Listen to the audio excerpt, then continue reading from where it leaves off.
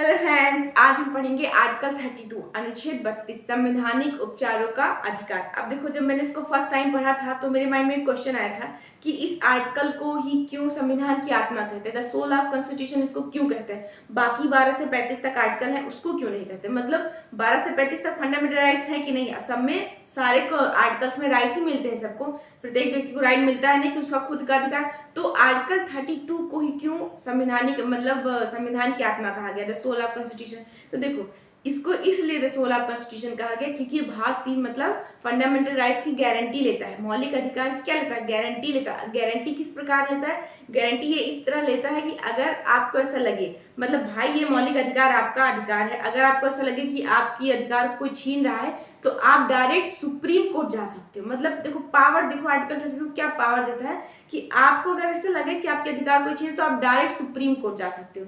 ये है इसकी पावर आर्टिकल 32 की बात। इसीलिए मूल अधिकार को मूल अधिकार बनाने का जो अधिकार है वो आर्टिकल 32 देता है आपको। मतलब मूल अधिकार को मैंने लिखा है, मूल अधिकार को मूल अधिकार बनाने वाला मूल अधिकार क्या है, आर्टिकल 32 संवैधानिक उपचारों का अधिकार।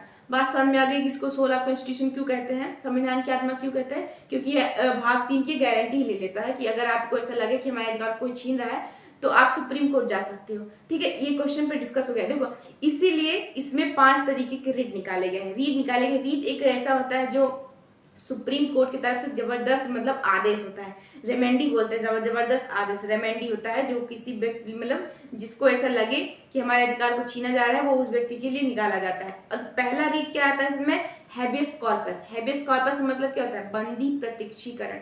अब आप हिंदी में पढ़ोगे तो थोड़ा अच्छा आएगा क्योंकि हिंदी मदर टंग, अपनी हिंदी ना कुछ की बात ही दूसरी होती।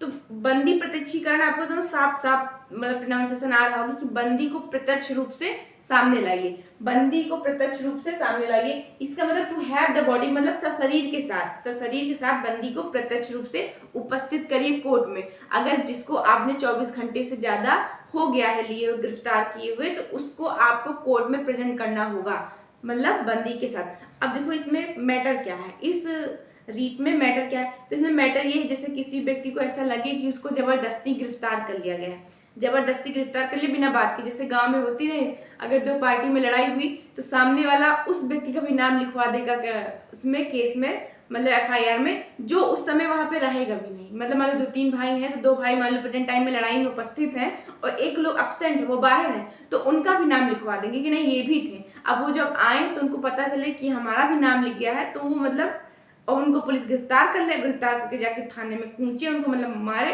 कूचे मतलब मारे। अब उसको ऐसा लगे तो जो उसके दोस्त व्यवहारिक पेरेंट्स हैं या गार्जियंस हैं वो सीधे सुप्रीम कोर्ट में जा सकते हैं और कह सकते हैं कि देखो हमारे जो लोग को या हमारे बच्चे को या हमारे लड़के को जबरदस्ती गिरफ्तार कर लिए, इसकी कोई इसमें गलती नहीं थी। तो इसके लिए फिर सुप्रीम कोर्ट आपको क्या दे कि एक आदेश पत्र देगा, मैंडम मतलब हैबियस कॉर्पस देगा कि आप इसको जिस थाना के अंदर इसको गिरफ्तार किया गया है, इस व्यक्ति को जिस थाना के गिरफ्तार किया, जिस एसआई पुलिस जिन्होंने इंस्पेक्टर ने गिरफ्तार किया है, उसको आदेश मिलेगा कि इसको 24 घंटे के अंदर रिहा करिए, नहीं तो इसको सशरीर मतलब बंदी प्रत्यक्षीकरण मतलब बंदी के साथ आप कोर्ट में उपस्थित हुई कि मैं देखूं, तो मतलब मैं तो जांच करूं कि इसकी क्या गलती है, किस आधार पर इसको आपने गिरफ्तार किया। तो इसका यही है हैबियस कॉर्पस, मतलब बंदी प्रत्यक्षीकरण, बंदी को प्रत्यक्ष रूप से उपस्थित करिए। ओके, इसके बाद आता है मैंडेमस। मैंडेमस क्या होता है, परमादेश। अब परमादेश, अब इसको थोड़ा सा आप पढ़ो, परम प्लस आदेश मतलब बहुत बड़ा आदेश, परम प्लस आदेश मतलब बहुत बड़ा आदेश। अब देखो ये रिट कब निकाला जाता है, ये रिट जब अब निकाला जाता है जब आपको लगे कि हमारा ऐसा कोई अधिकार है जो हमसे छीन लिया जा रहा है, उस पर काम नहीं किया जा रहा है। मतलब जो अधिकारी हैं, जो मान लो आपके क्षेत्र के जो सरकारी पब्लिक सर्वेंट मतलब सरकारी नौकर जो जिनके पास सरकारी जॉब होती है उनके लिए। अब मैंडेमस में क्या कहा जाता है कि अगर आपको ऐसा लगे, आपको जो मान लो मैं हूँ, अब मुझे ऐसा लगे कि मेरे इस अधिकार को छीना जा रहा है, मान लो आई एम अ स्टूडेंट, अभी मैं पढ़ने जाऊँ कहीं पे और मुझे ऐसा लगे कि मुझे सही तरीके से शिक्षा नहीं मिल रही है, कहीं ना कहीं शिक्षा में थोड़ी बहुत गड़बड़ी है। जैसे प्राइमरी स्कूल में होता है, प्राइमरी स्कूल में क्या होता है, मैडम लोग आ जाएंगे ना, सूटर वूटर लेके आती हैं, सूटर लेके आएंगी, साथ में अपना एक बच्चा लेके आएंगी, मतलब अपना खुद तो सूटर पहनेंगे बैठ के, और बच्चे में जो उनका बच्चा रहेगा उसमें पूरी क्लास एकदम बिजी रहेगी। और मैडम और सर के जो बच्चे होते हैं उनको क्लास के जो स्टूडेंट है तो कुछ ज्यादा ही प्यार करते हैं, पता नहीं क्यों, आई डोंट नो। तो वो बच्चा ले आएंगे सामने, उसमें पूरी क्लास व्यस्त रहेगी, अपना अलग बैठ के अपना स्टूडेंट बनाया करेगी। तो शिक्षा कहाँ गई भाई? शिक्षा तो एकदम गायब हो गई ना, उसकी तो कोनो अस्तित्व नहीं रह गई शिक्षा का अधिकार। अब यहाँ पे शिक्षा का अधिकार छीन रहा है कि नहीं छीना है? तो आप इस मैटर को लेकर सुप्रीम कोर्ट डायरेक्ट जा सकते हो और कह सकते हो कि हमारे शिक्षा को छीन लिया गया है। तो उस पर ये जो कोर्ट है वो अधिकार आदेश पास करेगा कि देखिए आपने इनके अधिकार को छीन लिया है, आपको ये अधिकार मतलब आदेश दिया जाता है कि अपने कार्यों को सही तरीके से करिए, मतलब अपने कर्तव्यों का निर्वहन सही तरीके से करिए, वरना आप सस्पेंड कर दी जाएंगी। ओके, तो ये हो गया मैंडामस में अधिकार, मैंडामस में। इसके बाद आता है क्वा वारंटो। क्वा वारंटो मतलब अधिकार परीक्षा, इसकी थोड़ी मतलब मीनिंग टफ क्या है, अजीब है। क्वा वारंटो मतलब अधिकार परीक्षा। अब इसमें देखो, इसमें क्या होता है, इसमें होता है कि सुप्रीम कोर्ट मतलब सुप्रीम कोर्ट आपसे पूछेगी, जैसे इसका एग्जांपल पहले देखो, एग्जांपल जैसे आपको ऐसा लग रहा हो, एग्जांपल क्या है, इसका रीजन है, ये इसका रीजन है, इसके आधार पर ये जो रीट होती है वो निकाली जाती है। जैसे आपको ऐसे लगे कि आपके आसपास का कोई ऐसा व्यक्ति है जो फर्जी की नौकरी कर रहा है, फर्जी मतलब घूस वूस दे के नौकरी उसको मिल गई है और उसको उस बारे में नॉलेज नहीं है, वो मतलब संवैधानिक रूप से उसके लायक नहीं है, उसके एलिजिबल नहीं उस नौकरी के लिए, तो आप सीधे सुप्रीम कोर्ट में जा सकते हैं। सुप्रीम कोर्ट में जाइए और बताइए कि ये व्यक्ति ऐसा काम कर रहा है। लेकिन देखो, सुप्रीम कोर्ट जाने से पहले आपके हाथ में सबूत होना चाहिए, मतलब कोई वीडियो कैप्चर हो या कोई फोटो हो आपके पास हो सबूत के तौर पे, या कोई व्यक्ति हो जो वो साफ साफ बता सके, सबूत होना चाहिए। अगर सबूत लेके नहीं जाएगा तो आप उल्टे पैर भगा दिए जाओगे, क्योंकि कानून अंधा है, सबूत के बिना कुछ नहीं माना जाता। तो सबूत लेके जाइएगा। अगर आपका सबूत लिया जाएगा फिर सुप्रीम कोर्ट उस व्यक्ति के नाम से, मतलब जिस व्यक्ति को आपने बताया है कि इसने फर्जी नौकरी कर रहा है ये, तो उस व्यक्ति के नाम से उसी कंपनी में उसी क्षेत्र में वो आदेश पत्र भेजेगा और उससे पूछेगा कि भाई आप किस अधिकार पर या किस वारंट पे आप ये काम कर रहे हो।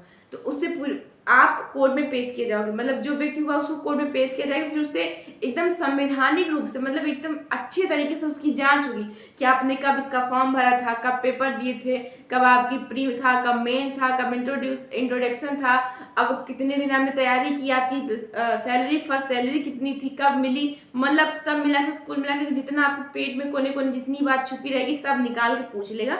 अगर आपने संतोषजनक सारे आंसर दिए उसको सेटिस्फाई है सुप्रीम कोर्ट तो ठीक है, हाँ आप अपनी नौकरी पे बच जाएंगे। लेकिन अगर सुप्रीम कोर्ट सच्चाई नहीं है, वो उसके संतोषजनक आंसर नहीं लग रहा, उत्तर नहीं लग रहा है, तो आपकी नौकरी तो जाएगी। आपने जितनी सैलरी हो कि 2 गुना सैलरी आपको उसको देनी पड़ेगी, ऊपर से जेल भी जाओगे, कूचे भी जाओगे, मारे भी जाओगे, जो हो आप लोग जाओगे। तो इसके बाद आपको अधिकार परीक्षा समझ में आ गया, मतलब आपसे पूछा जाए कि आप किस अधिकार पे ये काम कर रहे हो, ठीक है, जो बिना फालतू की नौकरी ले लेता है घूस देकर, उस पर निकाला जाता है ये रेट। उसके बाद आता है प्रोहिबिशन।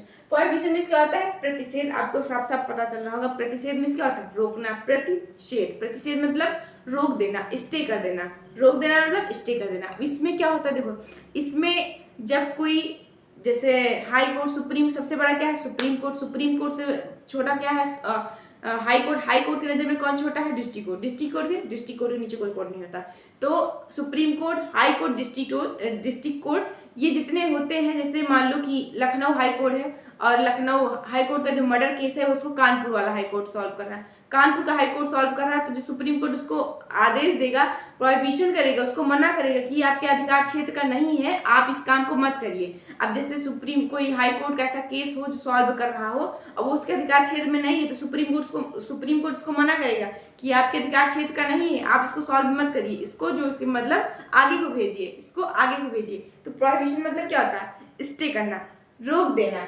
एक तरीके से हाई कोर्ट लोअर कोर्ट को उसके काम के लिए ऑर्डर देता है कि आप इस काम को मत करिए, आपके कार्य क्षेत्र का नहीं है। इसके बाद क्या आता है, इसके बाद आता है सर्जरी मतलब उत्प्रेषण। सर्जरी वो मत समझ लेना, सर्जरी मतलब उत्प्रेषण। अब ये कब पास किया जाता है, तो इसके पहले प्रोहिबिशन आपको थोड़ा सा और समझना होगा। प्रोहिबिशन मतलब प्रतिषेध करना। अब प्रतिषेध मतलब क्या होता है कि मना कर देना।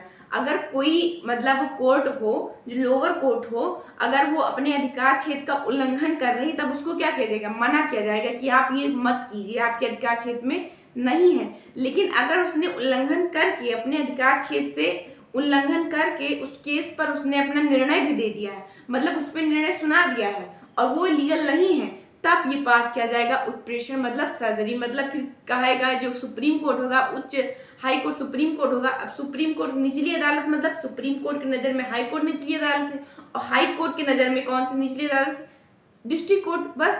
तो जब सुप्रीम कोर्ट कहेगा कि मैं आपके जो आपने न्याय दिया है उसकी सर्जरी करता हूँ, काट पीट के अलग करता हूँ, इसको नहीं मानता हूँ। अब ये पास कब होता है, देखो जब निचली न्यायालय मतलब जो लोअर कोर्ट होते हैं, लोअर कोर्ट किसी क्षेत्र अपने क्षेत्र का क्षेत्राधिकार से बाहर न्याय सुना दिया हो, जैसे अभी मैंने बताया कि मान लो लखनऊ का केस कानपुर ये सॉल्व कर दिया हो, क्षेत्राधिकार से बाहर सुना दिया हो, और अनुचित उल्टा पुल्टा कुछ न्याय दे दिया हो, मतलब कि जो अनुचित ना हो, उचित न्याय ना हो उसको दे दिया हो। अप्राकृतिक मतलब जो जैसे मान लो डिस्ट्रिक्ट कोर्ट ने कोई न्याय सुनाया, कोई केस सॉल्व किया और उसका निर्णय दिया, और हाई कोर्ट को वो लग रहा है कि नहीं इसमें ऐसा नहीं होना चाहिए था, इसको थोड़ा से ऐसे देना चाहिए था, मतलब इसका जो सोल्यूशन था, इसका न्याय इस तरीके से देना चाहिए था, तो फिर वो क्या हो गया, अप्राकृतिक।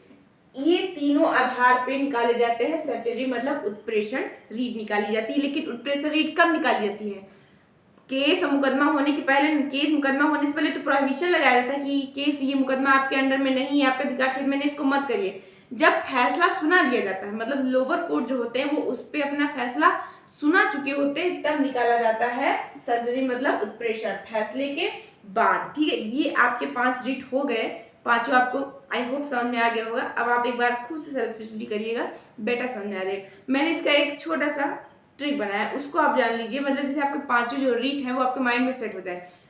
थोड़ा सा जोकिंग है बट फील इट एंड समझिए। बंदी पति परमेश्वर उसका अधिकार। पति परमेश्वर तो नाम जानते हैं, Indian culture is very famous. Indian culture में गर्ल्स लड़कियां जो होती है वो अपने हस्बैंड को कहती परमेश्वर। गाना नहीं मेरा पति मेरा देवता है, उसमें तो देवता बोलता है, चलो ठीक है परमेश्वर। देखो बंदी मतलब क्या हुआ, बंदी प्रत्यक्षीकरण, बंदी प्रत्यक्षीकरण। पति मतलब क्या हुआ, प्रतिषेध। अब पति के ऊपर वैसे सब लोग बहुत प्रतिषेध लगाते हैं, ये मत करो वो मत करो। परमेश्वर मतलब परमादेश। परमादेश जो परमेश्वर होते हैं वो वास्तव में परमादेश देते हैं कि नहीं इसको मत करना, उसको मत करना। तो बंदी मतलब बंदी प्रत्यक्षीकरण, पति मतलब प्रतिषेध, और परमेश्वर मतलब परमादेश, और उसका मतलब उत्प्रेषण, अधिकार मतलब अधिकार प्रेक्षा। ये 5 रीट हो गए और आपको अच्छे से समझ में आ गया होगा। 5 अगर रीट की अगर आपसे कोई ओरली पूछे 5 रीट के नाम बताइए, तो आपको अगर ये ट्रिक आपके माइंड में सेट है तो आप झट बता दोगे, आपको समझ में आ गया होगा। यहाँ से क्वेश्चन कम आते हैं लेकिन ये आपके नॉलेज के लिए बहुत इंपॉर्टेंट है, आई थिंक है कि नहीं है। Okay, thank you and take care, bye.